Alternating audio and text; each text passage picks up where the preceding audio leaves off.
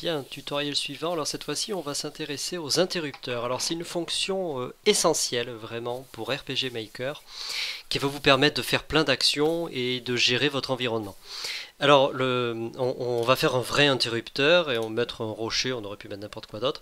Je les ai créés ici mais je vais les refaire entièrement pour être sûr que vous sachiez aussi faire ça. Donc on va créer un nouvel événement qu'on va appeler interrupteur. Encore une fois double-clic pour créer l'événement et voilà, on l'appelle interrupteur ici. Dans l'apparence, on va lui donner l'apparence effectivement d'un interrupteur. Donc switch, voilà, on va mettre celui-ci. Et pour l'instant, je vais juste créer l'interrupteur. On a juste une image en fait, un événement pour poser une image. Ici, on va créer un rocher. Ça aurait pu être n'importe quoi d'autre, une porte aussi ou autre chose. Bon. Alors le rocher, vous avez ça dans Over. Voilà, on va en mettre un ici. Donc pareil, un événement qui s'appelle rocher, qui a cette apparence-là. On les a créés, point barre. Donc à ce stade, pas grand-chose de nouveau. On a simplement créé des événements et mis une apparence. On va aller sur l'événement interrupteur et on va dire... Alors, même niveau que le héros, touche action. Bien regarder ça, que ça soit bien mis comme ça, la priorité d'affichage et le déclenchement. Donc c'est-à-dire quand on ira vers l'interrupteur et qu'on appuiera sur Entrée, on va faire quelque chose. Alors on va pas faire afficher de texte cette fois-ci, mais modifier un interrupteur. Et modifier un interrupteur, vous allez voir, alors j'ai déjà créé un interrupteur, mais on pourrait le refaire. Tout simplement, vous allez ici, vous avez une liste de 20 champs possibles. Vous pouvez en rajouter plein d'autres, vous verrez, parce que quand on commence à faire quelque chose d'un peu complexe, on en a besoin d'un bon paquet. Voilà, vous pouvez donc là en mettre, je sais pas si j'en mets 60 par exemple, vous voyez j'ai des lignes qui ont été créées ici, j'ai le 21e interrupteur, le 35e, ainsi de suite jusqu'à 60. Là donc vous allez créer un interrupteur, c'est-à-dire pour ça vous allez sélectionner l'interrupteur 1, mettre un nom ici, alors moi je l'appelais interrupteur OK, mais on pouvait l'appeler autrement, parce que je l'ai fait juste avant de filmer. Donc on change, on met OK, et voilà, ce qu'on est en train de dire c'est sur l'interrupteur, interrupteur OK, on va le passer à on. Voilà, l'interrupteur OK sera sur on, tout simplement. Il n'a que deux états possibles qui sont on et off. Voilà. Interrupteur OK, on.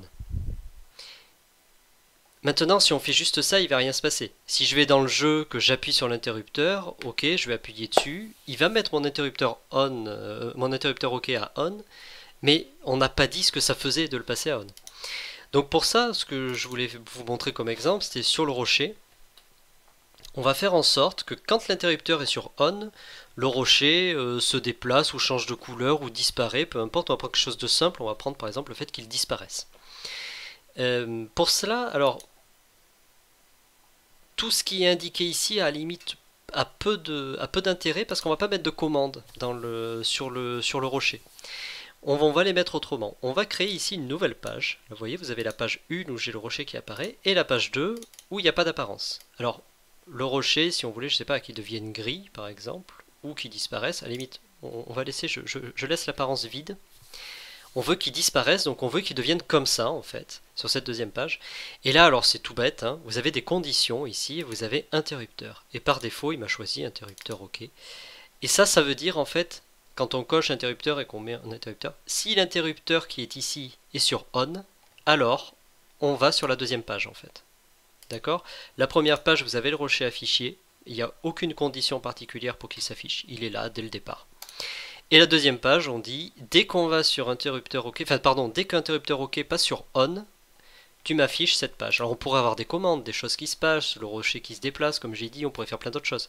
Mais en tout cas, il se passe ça, là pour l'instant, il y a une apparence vide, tout simplement. Alors si on teste... Ouais, il faut décidément que je pense à enlever l'introduction. Si on teste, on a une autre série de personnages. Alors le rocher il se passe rien, quand on appuie dessus, pas de souci. Et par contre l'interrupteur, si on appuie dessus, voilà, ça disparaît. Par contre le problème c'est que j'aimerais bien que le rocher réapparaisse, parce que ça m'embête, il a disparu, mais en fait je voulais pas. Alors ce que je vais faire, c'est que je vais retourner ici. Et on va faire la même chose qu'on a fait sur le rocher, une nouvelle page en fait. Une nouvelle page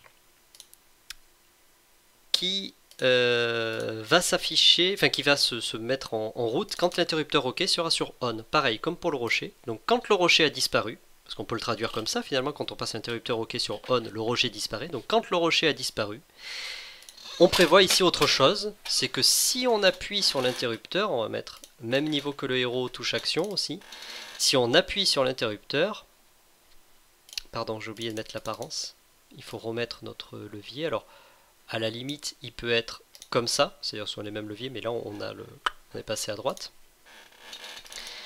On va modifier un interrupteur OK, le mettre sur off. D'accord? Donc, je réexplique. Ici, de ce côté-là, quand on appuie sur notre levier, donc même niveau que le héros, touche action, quand on appuie dessus, on a l'interrupteur OK qui passe sur on. Et on crée une deuxième page qui ne s'affiche, qui n'est active que quand l'interrupteur OK est passé sur on. Et au passage, j'en profite pour dire qu'activer la deuxième page désactive la première. Et si on appuie sur notre levier avec la touche action, on va modifier un interrupteur, l'interrupteur OK, qui va passer sur off. Et ça, si vous testez, normalement ça va marcher. Toujours normalement, parce que parfois j'ai des surprises, un petit truc oublié auquel j'ai pas pensé. Alors, hop. Voilà, ça marche. Donc là, le rocher est apparu parce que là je suis revenu à l'état initial en fait, l'interrupteur OK sur off. Hein.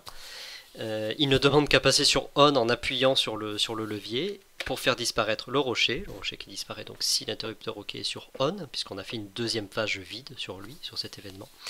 Et là on a, si on appuie en fait on va rebasculer l'interrupteur OK sur off. Voilà, c'est tout bête, on a quelque chose de fonctionnel. Au passage j'en profite pour vous dire que pour vos tests, je vous recommande vivement de déplacer votre héros près de l'endroit où vous voulez tester quelque chose. Vous voyez, comme ça on sera vraiment juste à côté de là où on va démarrer. Alors comment je l'ai déplacé, hein, j'ai cliqué gauche dessus, j'ai laissé appuyer et je l'ai glissé déposé en fait ailleurs. Hein, voilà. Là on apparaît directement ici, c'est beaucoup plus pratique. Au passage on peut aussi modifier sa vitesse, mais ça on le verra voilà, dans une autre vidéo.